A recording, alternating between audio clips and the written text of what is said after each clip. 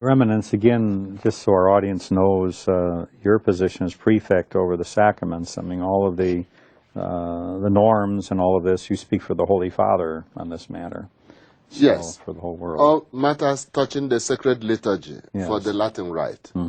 The Pope could do all himself, but it would be too much. Right. So he always has a cardinal who is in charge of that. But in his name. Yes, I think this is important. So what we're going over here is what the Holy Father wants. So this isn't your whim. Definitely. So, it's not my document. Right. It's a document of our congregation and the Congregation for Doctrine of the Faith, which we have submitted to the Holy Father, which he has read, which he has corrected, amended, and put in all the things he wants, and then approves. And then approves. So this is very That's important. what we have in front of us. So we're talking about, this is no small matter. What is Section 8 now? Section 90 says about kneeling or standing. The faithful should receive Holy Communion kneeling. That's the traditional form in the Latin Rite. So that's the preferred form, you're saying? Yeah, that's the traditional and preferred form, yes.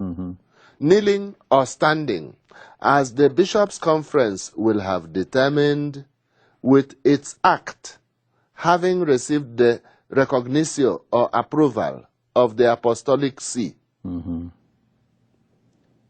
So if they got permission to stand, then...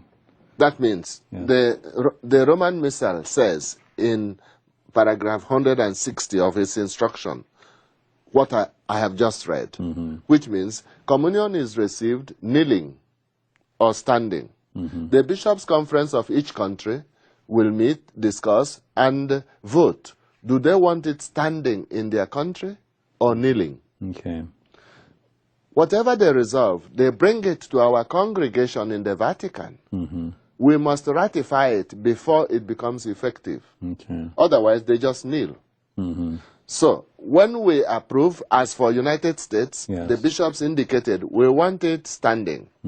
Our office said, all right, approved, but on condition that those who want to kneel are left in peace. Really? So they can kneel then? Yes, that's what it means. That is, if a communicant prefers to kneel, you say nothing. You just give them Holy Communion and move on to the next person. Right. But the main point that we are making there is that the people are free.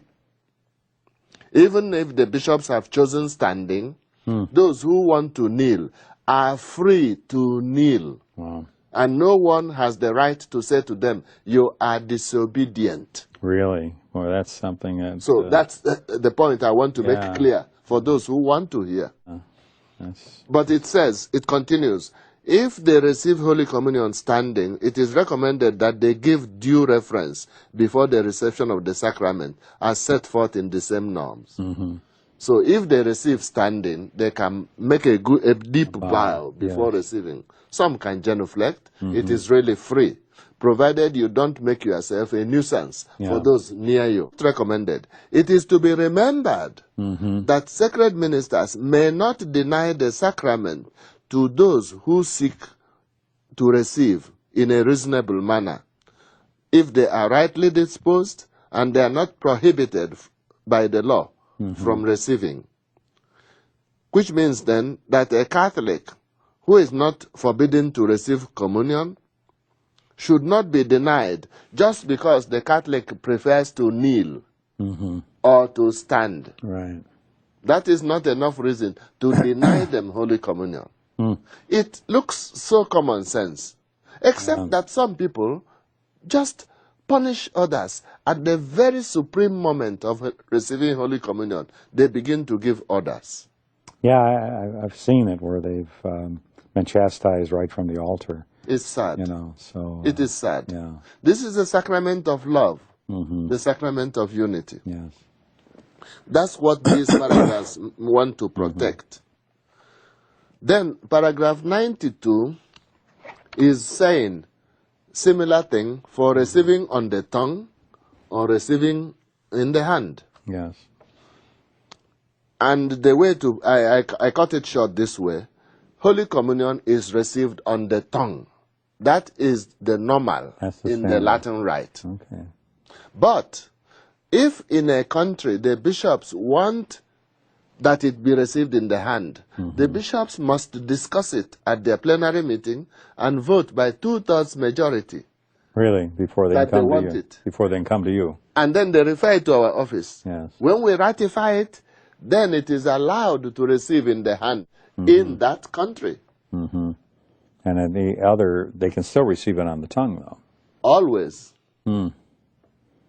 See, some people don't know that either. So Unfortunately, yeah. some people, they insist you must receive on the hand. No priest has the right to demand that. And even no bishop has the right to demand you must receive on the hand. No, no.